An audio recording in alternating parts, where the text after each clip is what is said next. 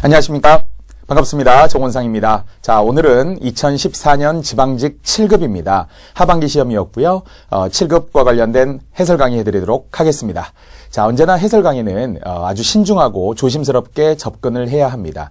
왜냐하면 기존 문제가 아니라 새로운 문제이기 때문에 신선한 눈으로 보아줄 수 있고요. 또한 이 문제를 통해서 과연 다음 시험에는 어떻게 응용될 것인가, 또 다른 시험에 특히 9급과 7급들이 항상 문제들이 호환되며 또 여러 직렬과 관계없이 다양하게 문제들이 다시 재출제되고 재생산되기 때문에 이 문제들이 그대로 나올 수도 있으며 또는 정답을 활용한 응용 문제들이 오답과 관련해서 출제될 수도 있기 때문에 신중하게 하나하나 설명을 해드리려고 합니다. 그래서 이번 지방직 7급도 특히 7급 부분들은 제가 항상 두 번에 나누어서 강의들을 진행을 하니까요. 1번부터 10번까지 그리고 11번부터 20번까지 차근차근 강의해드리도록 하겠습니다. 이번 7급 시험의 전체적인 난도는 쉬운 편이었다라고 하는데요. 전년도 2013 지방직 7급도 쉬운 편이었고요. 이번 9급 시험도 전체적으로 쉬웠습니다. 그래서 정말 우리 7급이기 때문에 많이 사실은 많은 응시생들이 또 있지도 않고요. 또 많이 우리가 뽑지도 않지만 하지만 그러나 또 그만큼의 경쟁은 치열하다라고 보아야 할 것이며 90점 이상 사실 항상 이제 7급 시험은 당연히 90점 넘어야 하지 않겠는가라는 생각을 하는데요. 90점 이상이 거뜬하게 나올 수 있는 시험이었다라고 조심스럽게 예상할 수 있습니다. 자, 우선 이번 시험과 관련된 문제 유형들을 분석을 했는데요. 이동해서 설명하도록 하겠습니다. 자, 이번 시험도 크게 7가지의 영역에서 출제가 되었습니다. 항상 전체적으로는 10가지 안에서 골고루 출제되는 편인데요. 집중화되어 있는 것은 서너 가지 유형이라고 볼 수 있습니다. 자, 그 중에서도 이번 시험에는 좀 특이한 점이 문학이 5문항이 출제되었다. 상당히 많이 나온 편이라고 보입니다.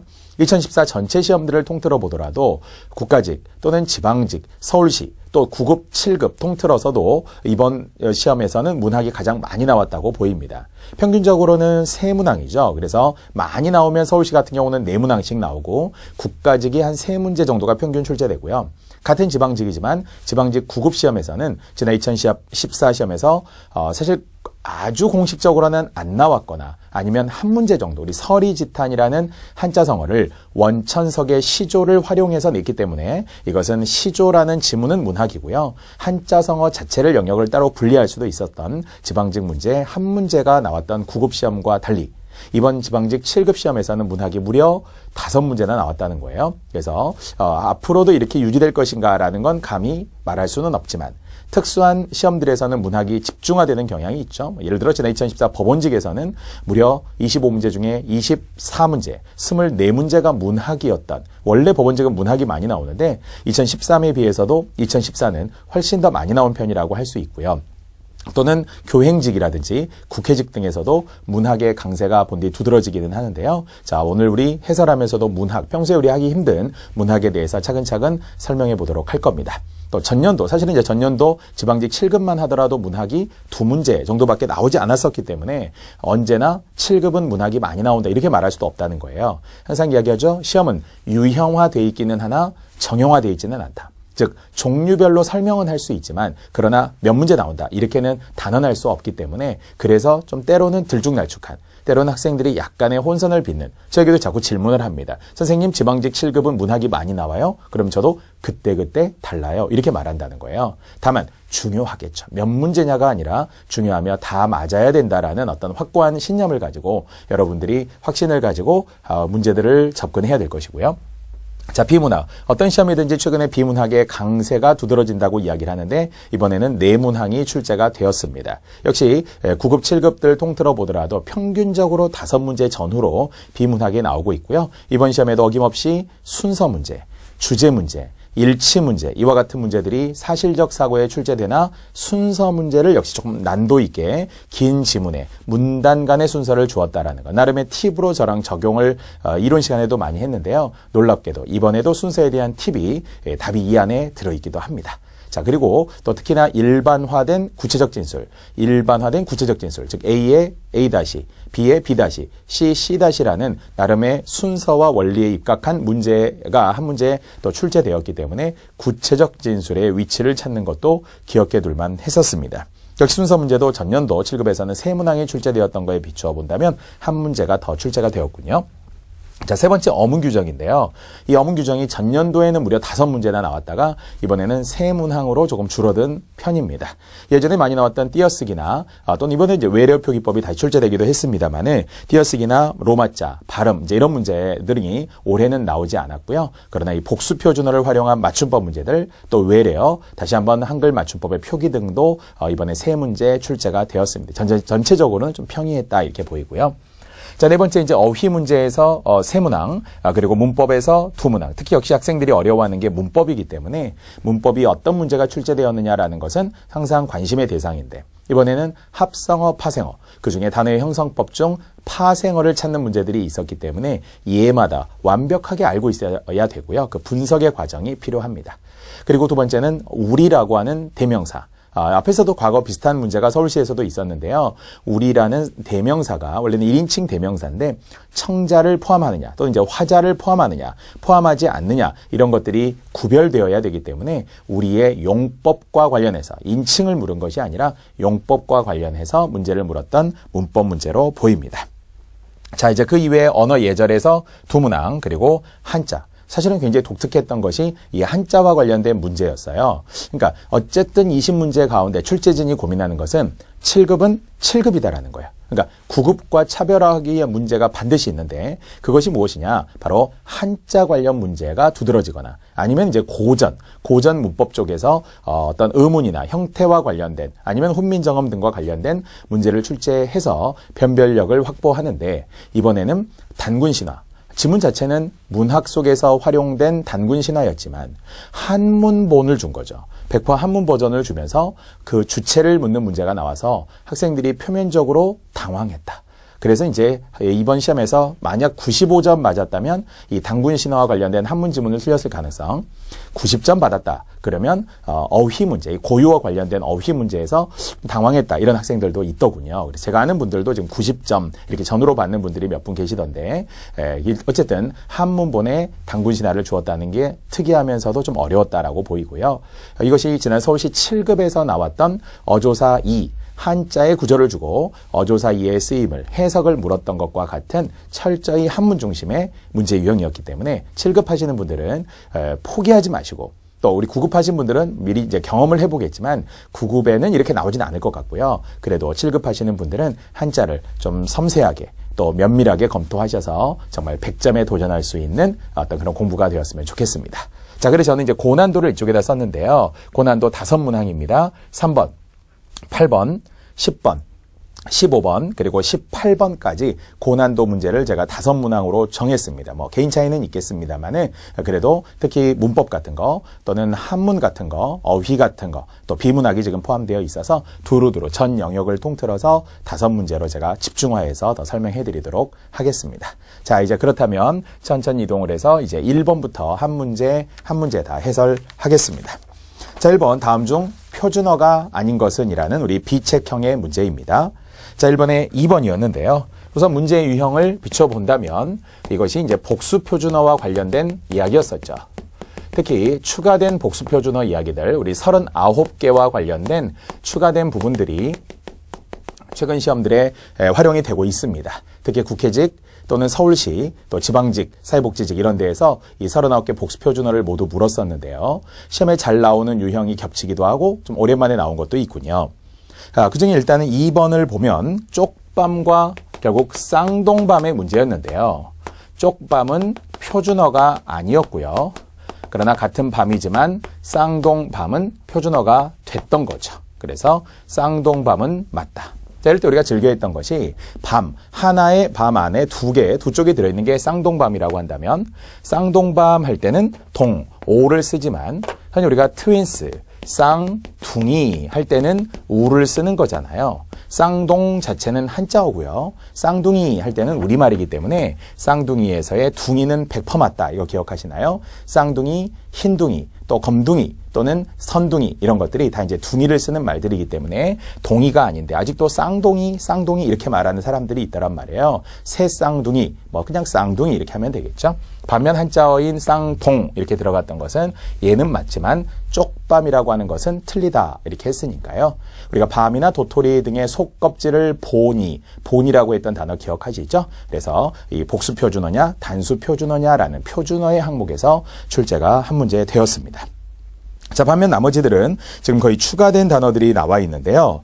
원래 1번의 표준어는 고양이 발 개발이라고 하는 괴발, 개발이었던 기존의 표준어가 이것이 추가가 된 거죠. 추가라고 플러스라고 할까요? 추가되어서 개발, 세발까지 추가가 되었기 때문에 지금은 개발, 세발도 맞는 사례가 되고요. 또 3번에서도 원래는 뜰이었죠. 우리가 뜰이라고 많이 쓰니까 그러나 뜰에 뜰학이라고 하는 것이 추가가 되어서 주로 이제 문학적으로 시적 허용처럼 썼던 사례들까지도 복수 표준어가 된 거죠. 4번 역시 우리는 상상의 나래, 원래는 이제 날개라는 게 표준어고 나래는 비표준어로 인정이 되었다가 나래 역시 표준어가 된 셈이 되겠죠. 자, 그래서 추가된 복수 표준어들을 문제로 준 아주 평이한 문제였다라고 보입니다. 이미 39개 안에 다 여러분이 알고 있을 거예요. 바로 이런 것들 중에 기존에 두루뭉술, 우로 통일했던 두루뭉술 하다가 이제는 두리뭉실 하다도 추가된 것 인정하시죠? 자, 그리고는 오순도순이라고 했던 몸 좋아의 파괴 성향의 오순도순이 이제는 추가되어 오손도손도 맞잖아요. 하지만 그렇다고 오우오우가 다 오오로 바뀌는 건 아니기 때문에 깡충깡충은 표준어이며 깡총깡총은 표준어가 아니겠고요. 또는 식구들이 단출하다 할 때는 단출, 우만 맞지만 단촐하다라고 하면 틀리는 것도 있었으니까 항상 우려되는 것은 이 자체가 아니라 이것과 흡사한 게 나올 때 착각을 한다는 거죠. 어문 규정은 절대 틀려서는 안 된다고 다들 말은 하는데 과연 공부하는 입장에서 응용하며 양을 늘리기 위한 준비가 되어 있느냐, 저는 그게 중요하다고 생각을 하거든요. 그러니까 항상 하나만 외우고 둘, 셋, 넷까지 스스로 응용하지 못하는 것. 아니면 찾아보고 생각해야 돼요. 오순도순, 오손도손 그래 하고 치열하게 외웠다면 단출하다 헷갈리는데 갑자기 깡충깡충도 생각나는데 이렇게 여러분 스스로 생각해서 꼭 찾아서 영역을 넓히시는 것이 실제 점수를 높이는 비결이라고 생각을 합니다. 자, 또는 만날이라는 말이 맨날이 되었던 추가된 것, 또는 쌉싸래하다 할 때 ILA가 쌉싸래뿐만 아니라 씁쓸음하다라는 것, 또는 쌉싸름하다 이런 거. 원래는 이제 쌉싸래와 씁쓸해가 둘 다 맞는 건데 쌉싸래 할 때는 ILA, 씁쓸해 할 때는 레가 어이의 레가 되면서 그럴 때는 쌉싸름, 씁쓸음 이런 것들이 모두 맞는 사례가 되고요.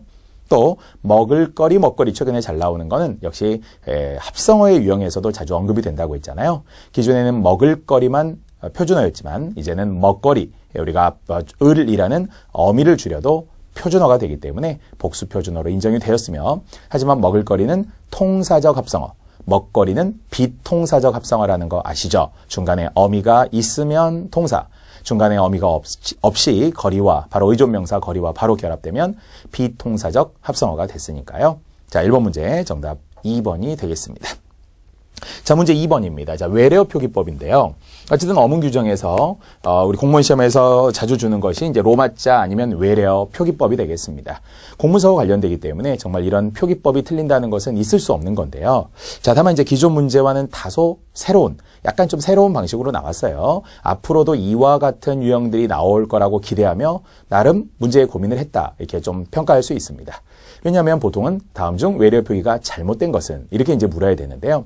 최근 수능이 이런 방식이거든요. 어떤 조건을 주고서 그 예에 어울리는 조건을 찾게 하는, 특히 사이시옷 규정들이 그런 거잖아요. 사이시옷의 여러 가지 규정들 중에서 어떤 이 예시는 어디에 해당하느냐, 즉 고유어 고유어냐, 고유 한자어냐, 한자어 계열이냐, 아니면은 뒤가 된 소리가 됐느냐, 아니면 니은 소리가 덧났느냐, 이런 식의 범주 중에 하나를 찾는 문제들이 잘 나오고 있는데요. 자, 이제 이번에 정답 2번을 주되 지금 단어 하나는 리더십이라는 단어를 주었죠. 자, 본대는 우리가 10과 관련된 단어 100% 10이다. 이제 저랑 하는 분들은 제가 이렇게 외우라고도 했고요. 10이 들어가는 다른 단어들을 기억해 본다면 리더십이라든지 아니면 멤버십이라든지 아니면 쇼맨십이라든지 또는 많이 쓰지는 않지만 팔로우십, 이런 말들이, 파트너십 이런 말들이 이제 다 10이 된다는 이야기인데요. 자, 이것의 원리는 뭐였어요? 바로 영어의 she, 우리가 이 she라고 읽을 수 있는 이 단어들이 어떻게 결국 읽히느냐, 어떻게 표기되느냐인데요. 이것을 she, 여기에서는 100% she라고 읽었다는 이야기죠. 물론 이것이 항상 she라고 읽는다는 건 아니겠죠. 비슷한 계열의 단어들 샤, 셰, 시, 쇼, 슈, 셔, 셰 뭐 이런 게 있었다는 거예요. 자, 이런 소리들 중에 샤, 셔, 셰, 시가 있습니다. 그래서 100% 10인데 이걸 리더십, 멤버십 이렇게 사실은 리더십이라고 말한 사람들이 은근히 많더라고요. 절대 안 되죠. 우리 성공하는 사람들의 7가지 습관이라는 책이 유명했잖아요. 그중에서도 시너지를 활용하라 이런 것들이 있거든요. 1 더하기 1이 2가 아니라 3이 될 수 있는 것, 이런 상생의 의미 이런 것들이 일종의 성공하는 습관이 된다고들 하는데 어쨌든 리더십이라는 거 필요하죠. 근데 그것을 쉽이라고 하면 절대 안 된단 말이에요. 우리 면접을 위해서라도 리더십을 발휘한 경험이 있느냐 하는 그런 자기소개서나 면접 질문이 상당히 많습니다. 그래서 우리가 리더십도 최근에는 뭐 서번트 리더십 이렇게 해서 섬기는 리더십, 즉 그러니까 강호동 리더십이냐 유재석 리더십이냐 이렇게 이제 우리 면접에 자주 나오거든요. 그러면은 강호동 리더십은 상당히 강하게 끌고 가는 방식이잖아요. 하지만 유재석 리더십은 오히려 게스트들이 말할 수 있도록 도와주고 막 리액션 해주고 웃어주고 박수도 잘 쳐주면서 편하게 분위기를 형성하는, 어쩌면 우리 공무원들은 이런 유재석 리더십, 서번트 리더십이 필요하다라고 하는 게 가장 또 면접에 좋은 답이 될 수 있거든요. 그런데 어쨌든 발음부터 표기까지 리더십 이렇게 하면 절대 안 된다는 거예요. 그래서 일단 여기의 조건 중 첫 번째, 모음 앞에 그 S라고 하는, 우리가 큰 S가 되는 거잖아요. 작은 S가 아니라 이것은 모음에 따라 샤, 셰, 셔, 셰쇼, 슈, 시로 적는다. 이 표기법에 관한 겁니다. 그래서 원래 이런 비슷한 표기로 시험에 잘 나오는 사례들이 있었죠. 예를 들어 밀크, 쉐이크, 즉 쉐이크라는 말은 무조건 틀리는 거고요. 밀크, 쉐이크가 맞다든지 아니면 아이, 섀도우, 특히 아이섀도우는 2가지가 있었죠. 샤, 셰, 섀도우 있지만 섀도우 우가 아니라 발음이 오우로 나는 것은 오로만 표기한다. 이거 기억하시죠? 또는 플래시까지도 최근 시험에도 잘 나오는데요. 플래시의 가장 안 좋은 외래어 표기법은 뭐 후레쉬 이런 거죠. 후레쉬 이런 건 있을 수가 없고요. 플래시, 피읍과 함께 쉬가 아니라는 것, 또는 머리, 브러쉬 뭐 이런 거 해도 되고요. 머리를 빗는 빗. 그 이외에 영어를 잉글리시라고 해야죠. 원래는 느낌은 잉글리쉬 같은데요. 그러나 쉬는 무조건 틀리다는 거. 샤셰 시, 샤셰 시, 쇼, 슈, 셔 이런 말들이 반복해서 나와야 되기 때문에 결국 2번의 정답은 이제 2번 기억은 맞는 거고요. 자, 그러면 하나가 더 있죠. 외래어는 7개의 받침으로 적는다라고 할 때 기억, 니은, 리을, 미음, 비읍, 시옷, 이음인데요. 사실 이거는 굳이 이런 문제가 나올 필요가 없다라고 생각이 되는 것이, 리더십에서는 10, 비읍으로 적었죠. 그렇다고 이것을 피읍으로 적을까요? 그러니까 어떤 경우에도 우리 외래어라는 것은 비읍 받침으로 적는 것은 맞지만 피읍 받침으로 적는다는 것은 있을 수가 없죠. 어차피 7개 안에 비읍만 포함되어 있기 때문이죠. 그런 것 중에 대표적인 것이 뭐 슈퍼마켓 할 때 피읍뿐만 아니라 키읔이나 이런 게 이제 다 될 수 없기 때문에 비읍으로 끝난다고 했을 때는 예를 들어 커피숍 이런 것들이 아직도 피읍으로 이렇게 쓰는 경우들이 종종 있단 말이에요. 하지만 반드시 커피숍, 바디숍, 정확하게는 이제 바디도 아니죠. 보디, 오라고 발음이 나면서 보디숍 이렇게 하는 거기 때문에 샵이 아닌 숍이어야 된다는 것도 중요하고요. 자, 또는 아까 우리 키읔 중에 슈퍼마켓 이렇게 할 때 티읕 이런 거 쓰면 안 되기 때문에 슈퍼마켓 할 때 시옷으로 적어야 되잖아요. 이런 이제 받침 표기와 관련되는 것은 당연히 있어야 되겠습니다. 자, 그렇게 해서 결국 2가지를 맞는 걸 찾아야 되기 때문에 정답은 2번이 되었습니다. 자, 그런데 이제 나머지 것 중에서도 하나 좀 기억할 게 있죠. 예를 들어서 디귿 같은 경우 말에 굳어진 외래어는 임입니다. 이미 굳어진 외래어는 관용을 존중한다라는 우리 5항의 사례였어요. 즉 여기에 디귿 중에 이런 거 있어요.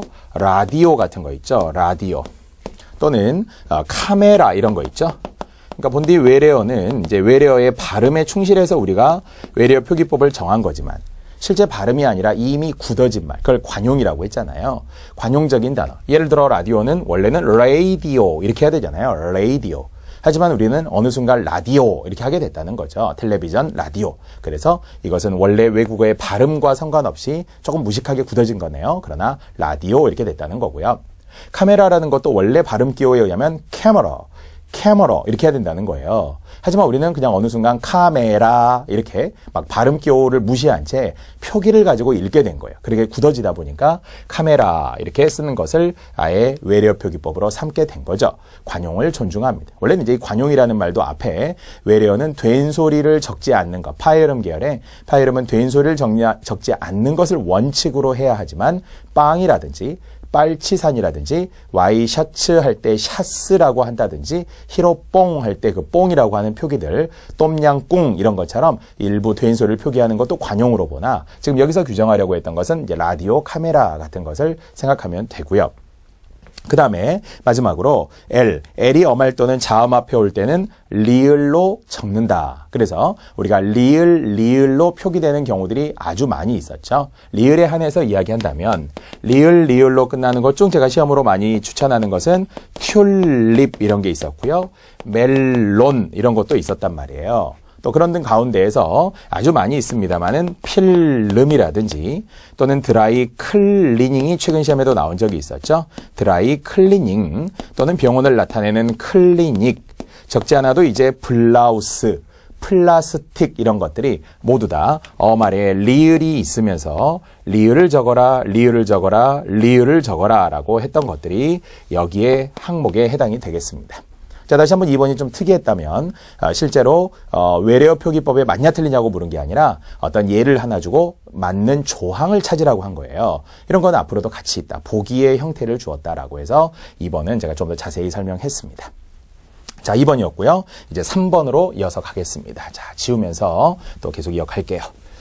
자, 3번이 이제 고난도 문제이면서 특히 어휘와 관련된 문제인데요. 그러니까 사실 학생들이 어휘를 항상 약간 좀 어려워하는 이유는 연상할 수 있는 어떤 과정 또는 그런 방법들, 요령을 잘 모르기 때문이 아닌가. 단어 자체를 모르는 것도 있지만 어휘에 내포되어 있는 어떤 힌트가 있다. 아예 없을 수도 있어요. 하지만 있다라는 생각으로 찾으려고 애써봐야 되겠죠. 자, 그렇게 보았을 때 3번의 정답 3번인데요. 자, 우선 3번의 3번 곰바지런하다 이렇게 했어요. 곰바지런하다. 자, 그러면 사실 이 단어가 뭘까라고 백지 상태에서 시작을 한다면 그래도 바지런하다 이런 말이 있잖아요. 바지런하다. 좋아요 안 좋아요? 좋을 것 같은데요. 특히 바지런하다의 어감이 아주 흡사한 게 뭐죠? 부지런하다와 아주 흡사하잖아요. 맞아요. 그런 뜻이에요. 곰이라는 단어가 앞에 붙어 있기는 하지만 의미는 곰바지라는 사람이겠죠. 사람에게 우리가 쓰는 말인데 이것이 마치 부드럽다.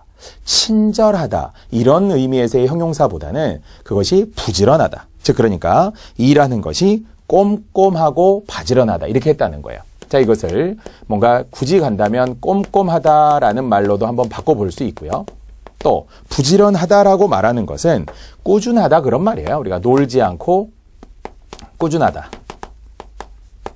어쩌면 우리 공무원의 꾸준하다, 놀지 않고 꾸준하다. 공무원의 공부 과정이 그래야 하지 않을까요? 좀 곰바지런하게, 뭐 한방, 인생 한방 역전, 이렇게 말하는 대박 이렇게 하는 게 아니라 좀 곰바지런하게, 아주 시원스럽게 한다 이런 것보다는 천천히, 슬로우, 그러나 오래오래, 우리 느릿느릿 걸어도 황소걸음이라는 속담이 있듯이 꼼꼼하고 천천히 곰바지런하게 해야 하겠죠.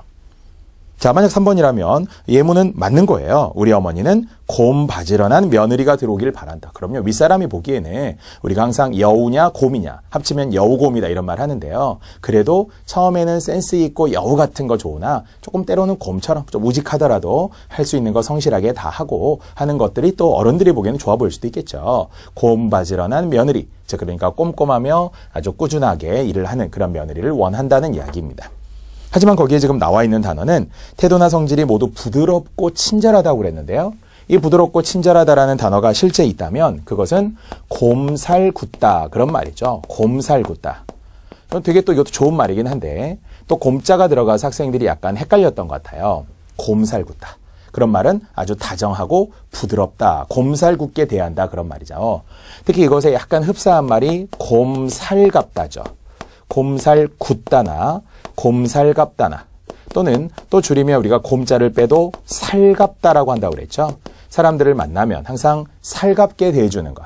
또 사실 우리 학생들이 제 동영상을 보면서 강의를 보면서 그렇게 이야기해 줄 때가 많아요. 아, 선생님은 항상 밝게 웃으면서 시작하셔서 안녕하십니까? 반갑습니다.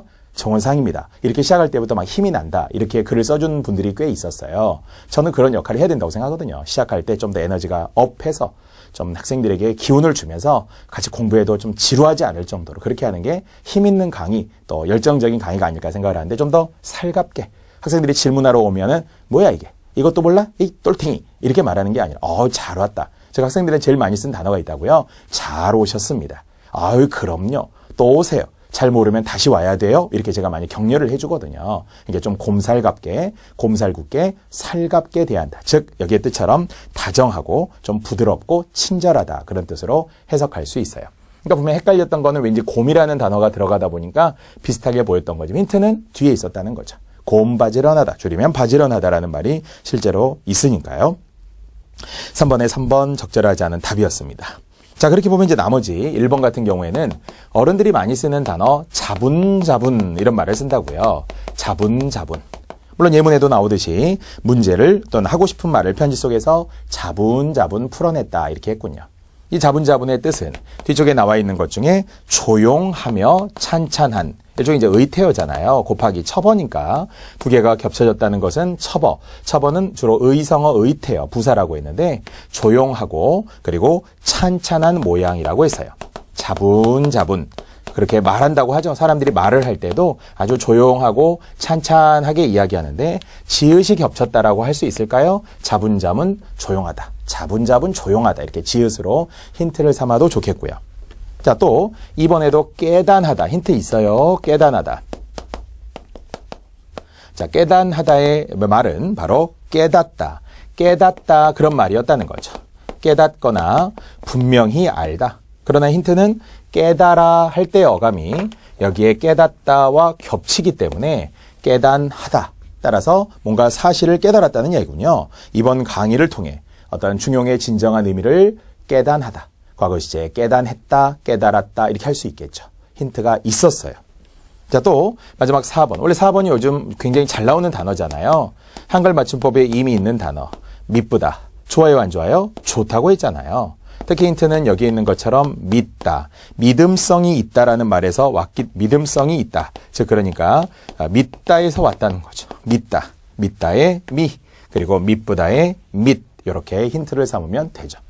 이럴 때 미쁘다라는 단어는 뭐와 같아온 거잖아요. 믿었다. 믿었다라는 말과 같은 말이라고 했었죠. 예문 만들면 그는 믿어온 사람이에요. 그는 미쁜 사람이에요. 하지만 그것의 반대는 부정적이었잖아요. 어떻게? 미쁘지 않다. 그 사람 왠지 믿업지가 않아. 하는 일이 믿업지가 않아. 이 말은 믿음성이 없다. 그랬으니까. 한글 맞춤법에 의하면 믿다 플러스 뭔가 뒤에 접사가 붙은 것 같은데 그러나 일반적으로 쓰이지 않는 또는 원형을 알 수 없는 이런 것들은 소리대로 풀어서 적었던 사례들. 어쨌든 믿쁘다, 믿없다 이런 말이 아니라 그냥 소리대로 썼던 사례들이었으니까요. 마치 우리가 골막하다 이렇게 단어들 설명할 때 어원을 알 수 없는 단어는 그냥 소리대로 써서 골막하다. 가득 차지 않고 조금 모자란 듯하다. 뜨거운 죽을 골막하게 주세요. 이런 게 한글 맞춤법이자 어휘 문제로 과거 7급에 나왔잖아요. 그래서 믿쁘다, 믿없다라는 단어가 함께 묶여서 나와야 된다는 거. 자, 이렇게 해서 도무지 왠지 미쁘게 보이지 않아. 믿음성이 없어. 이렇게 했다는 거죠. 자, 역시 어휘 문제 3번이었습니다. 자, 4번으로 바로 이어서 갑니다. 자, 4번 물품의 총 개수로 갔고요. 단위어 문제죠. 4번에 4번입니다. 역시 이제 이런 단위어들은 아주 편안해야죠. 하지만 약간의 함정이 있다면 하나라는 단위에서의 이제 어떤 한 땡땡 이렇게 나온 것보다는 두 땡땡, 세 땡땡, 즉 그러니까 관형사의 단위를 둘, 셋, 넷 이렇게 약간 확장해서 수학적으로 약간 헷갈리게 한 것뿐이지 나머지는 아주 쉽잖아요. 즉 세 가지의 예만 놓고 보면 조기에다가 원래 조기는 두룸이라는 예를 썼잖아요. 그럴 때 두룸은 얼마? 원래는 20. 그래서 두이 이렇게 외우라고 했던 두룸은 20말이죠. 자, 또 북어, 쾌. 원래는 북어가 한 쾌가 된다면 북어 한 쾌를 역시 20말이라고 했잖아요. 우리 생선에다 쓰는 단위어들 많이 있었어요. 잘 알지만 고등어 한 손, 그러면 고등어 2마리 그렇게 했었잖아요. 또 마치 우리가 조기 또는 우리가 두rum이라는 것도 역시 마찬가지로 두rum 말고 갓이라고 하는 게 있었잖아요. 굴비 한 갓 이렇게 했을 때 갓은 10마리, 굴비 한 두룸 그러면 20마리였으니까 역시 이론 시간에 항상 한 번에 딱 짚어드리는 사례고요. 자, 마늘도 접이라는 단위로만 쓰잖아요. 그래서 마늘 한 접은 100개를 가리키는 거였죠. 특히 마늘 한 접, 배추 한 접, 무 한 접 이렇게 했다는 거죠. 자, 그런데 이제 시험에서는 두름인데 몇 두름이라고 했다고요? 두 두름 이렇게 나왔군요. 이걸 활용해서 두 두름 하고 나왔기 때문에 뭐 당연히 40마리가 될 것이며, 자, 북어도 세 쾌 이렇게 물었다는 거죠. 세 쾌. 세 쾌면은 2, 3은 6, 60마리가. 자, 마늘의 접도 두 접을 물었으니까 두 접이면 100. 그래서 100개가 됐겠죠. 그래서 모두 합쳤더니 총 200개, 200이라고 하는 200마리 뭐 포함해서 다시입니다. 정확하게 하면은 두 접이니까 한 접이 100개니까 두 접이면 200개가 되고요. 그래서 모두 합쳤더니 300이라는 숫자가 나오게 최종적으로 되었다 그랬어요. 그래서 한두 서너가 겹치는. 그중에는 제가 20단위를 특히 좀 많이 강조했었잖아요. 예를 들어 오징어 한 축 이렇게 했을 때 20마리.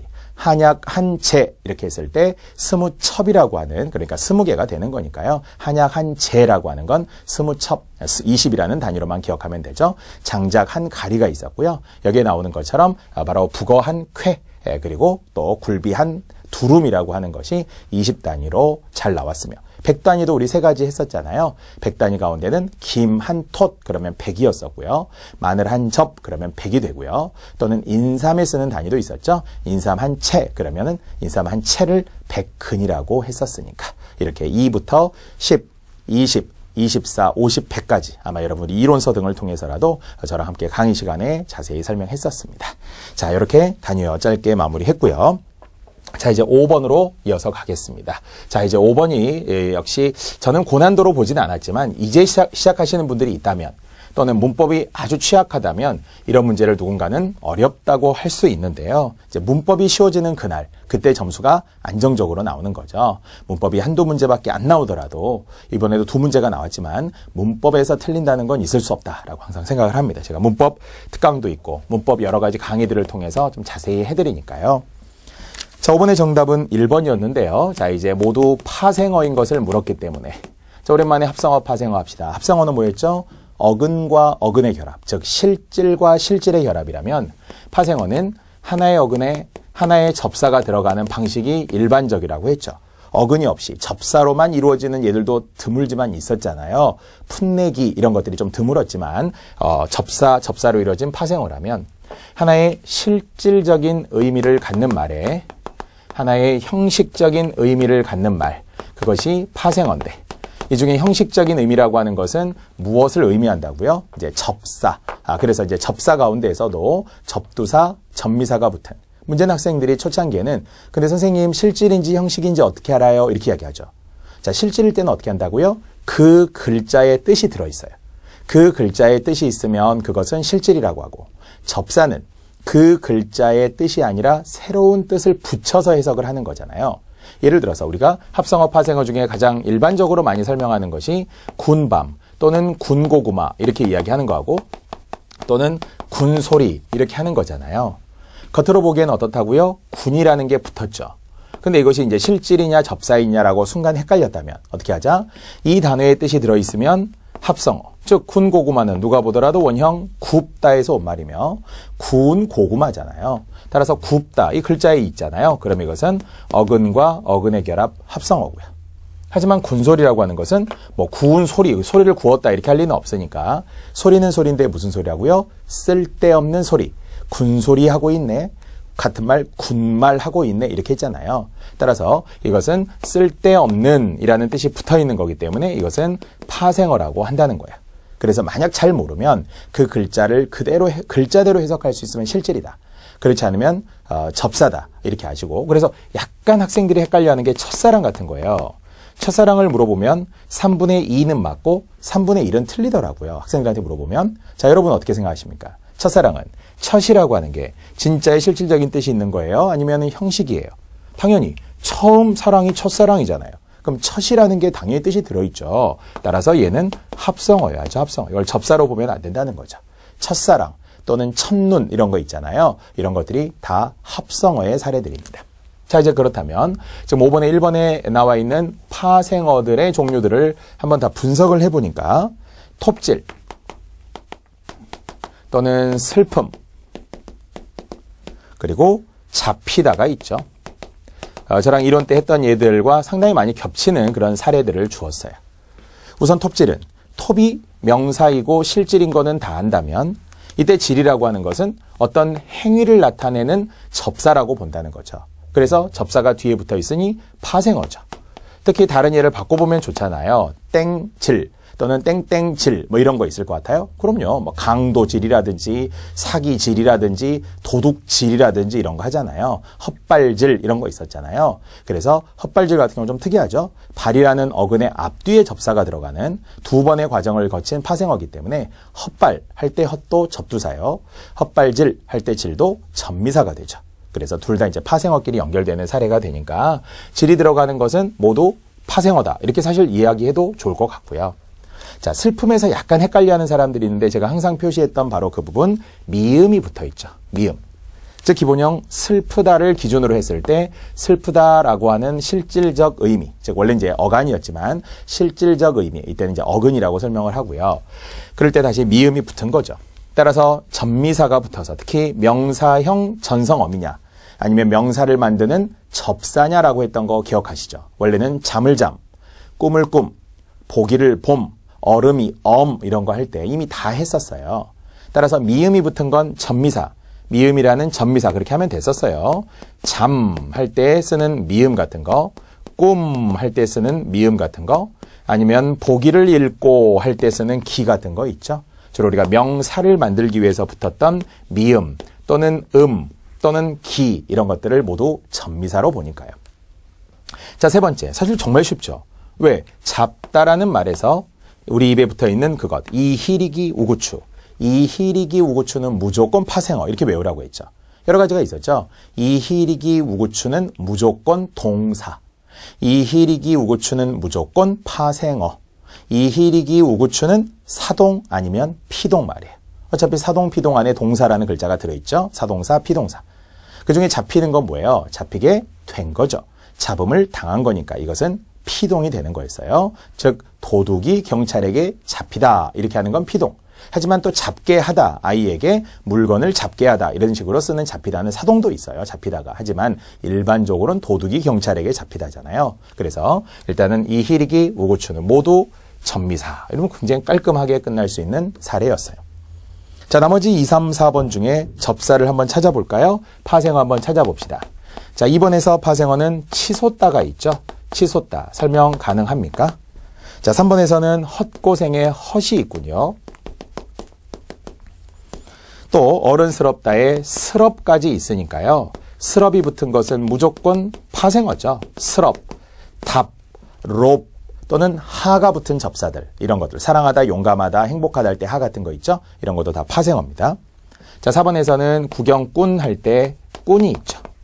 따라서 접두사든 접미사든 이제 위치에 따라 찾지만 파생어인 건 확실하고요. 그중에 치솟다는 솟다라는 말 앞에 붙은 접두사죠. 자, 그중에 치라는 거는 뜻이 원래 되게 중요한데 알아요? 치는 위로라는 뜻을 가지고 있죠. 위로, 위쪽으로 말이에요. 따라서 솟기는 솟는데 어떻게 솟았어요? 위로 솟는 게 치솟다죠. 화가 어떻게 하죠? 위로 막 올라옵니다. 화가 치밀죠. 또는 우리가 위로 달려가는 걸 어떻게 달려가는 거라고 하면 잘 알아요? 치닫다. 그래서 치달아 간다고 하죠. 치달아. 그래서 이게 이제 어법 문제에 나와요. 잘 들으세요. 주가가 하락세로 치닫고 있다. 맞아요? 틀려요? 주가가 하락세로 치닫고 있다. 얼뜻 들으면 맞아요. 왜? 뭐 주가가 올라갈 수도 있고 내려갈 수도 있는 거니까. 하지만 틀렸다는 거죠. 왜? 치달아 간다는 거는 위로 간다는 거니까 하락세와 어울리지 않고요. 상승세로 치달아 가죠. 반면에 이제 밑으로 가려면 내리닫다 이런 말은 있어요. 내리닫다. 내리닫다는 건 내려간다는 말에 흔적이 남아있잖아요. 따라서 치는 무조건 위로라고 합니다. 분수가 어떻게 하죠? 치솟는 거죠. 분수가. 폭포가 치솟는 게 아니잖아요. 그래서 치라는 접두사는 뜻 때문에 아주 중요하고요. 헛고생의 의시에 헛이 접사라는 것을, 스럽이 접사라는 것을, 사람을 나타내는 꾼이 접사라는 것을 역시 이 글자는 사라진 채 새로운 뜻이 들어갔다는 말이죠. 그래서 이건 모두 파생어들이었어요. 자, 반면 2번의 접칼. 접칼은 접는 칼이잖아요. 칼을 접다에서 온 접다라는 기본형이 있어요. 이 접에서 헷갈리면 안 돼요. 접 이렇게 쓴 게 아니라 접다. 기본형 단어죠. 따라서 원래 이것은 통사, 비통사 때 자주 물었던 비통사적 합성어잖아요. 젓칼과 함께 덮밥이 잘 나오던 살에 밥을 덮는 것, 김치덮밥, 오징어 덮밥 할 때 덮다의 덮 플러스 밥은 실질의 합성어가 되잖아요. 자, 반면 이제 이 작은아버지 때문에 조금 논란이 있는 것처럼 보는데 문법적으로는 논란이 있다고 보면 안 됩니다. 즉 그러니까 작은 또는 큰이 붙은 것은 국립국어원에서 설명을 할 때는 이것은 접사로 봐요. 하지만 이것은 합성어, 파생어 계열의 문법 영역에서는 합성어로 보는 게 좋습니다. 그래서 약간 이원화되어 있다. 나쁜 의미로는 국립국어원하고 조금 지금 개념이 다른 거예요. 국립국어원은 뭔가를 더해 주었다. 큰아버지, 큰형, 작은 누나, 작은아버지 뭐 뭐든 좋은데요. 큰 작은이 친족 관계에 붙어 있을 때 또는 뭐 그 친족 관계로 주로 제한을 해서 이야기는 합니다만은 그러나 이런 큰이 마치 접사인 것처럼 사전에는 등재되어 있어서 헷갈리는데 항상 헷갈릴 때는 어떻게 하라고 했죠? 문법은 문법이다. 국립국어원이 관장할 수 없는 문법 영역이 있기 때문에 결과적으로 지금 이것은 합성어로 보는 것이 가장 맞습니다. 실제 우리 공무원 시험에도 합성어로 나오기는 하는데 이제 공부를 좀 하신 분들이 선생님 국립국어원 찾아보니까 접사로 나오던데 이런 질문이 되게 많고요. 실제 국립국어원 Q&A도 이해가 많습니다. 단 우리는 합성어로 봅시다. 그런데 사실은 시험에서 논란이 있는 건 안 내는 게 좋아요. 안 내는 게 좋은데 그러나 이미 작은아버지, 큰아버지, 큰집 이런 것들이 포함돼서 이제 합성어 계열로 시험에 출제된 바가 있었고 설사 이게 논란이 됐더라도 접칼 자체는 합성어임이 분명하니까 답이 2번일 리는 없겠죠. 자, 3번 역시 김치와 찌개가 만난 명사의 합성어가 4번에 새해, 새가 들어가서 붙어있는 것 중 새해라든지 이런 한 단어가 된 것은 합성어지만 하지만 새빨갛다, 새파랗다 이렇게 색깔을 강조하는 새는 접사가 되겠죠. 자, 돌보다 학생들이 약간 헷갈리지만 돌다와 보다가 결합됐다고 봐야죠. 따라서 비통사적 합성, 어간과 어간끼리 붙은 건데 돌아 보다라는 말처럼 돌다 보다가 붙었다고 보면 이것은 합성어가 되겠습니다. 마치 검푸르다와 같은 방식이죠. 검다와 푸르다가 만난 검푸르다 이렇게 말이죠. 자, 일단은 5번은 문제로서는 상당히 보편적입니다. 다만 모두 뭐뭐인 것은 이런 문제들은 역시 9급보다는 7급에 많이 나오는 사례고요. 한두 개 예만 준 게 아니라 많은 예를 주었기 때문에 당연히 공부하는 데 도움이 됩니다. 단 난도는 쉬웠습니다. 1번 자체가 좀 평이한 파생어들이 나왔기 때문이고요. 자, 이제 6번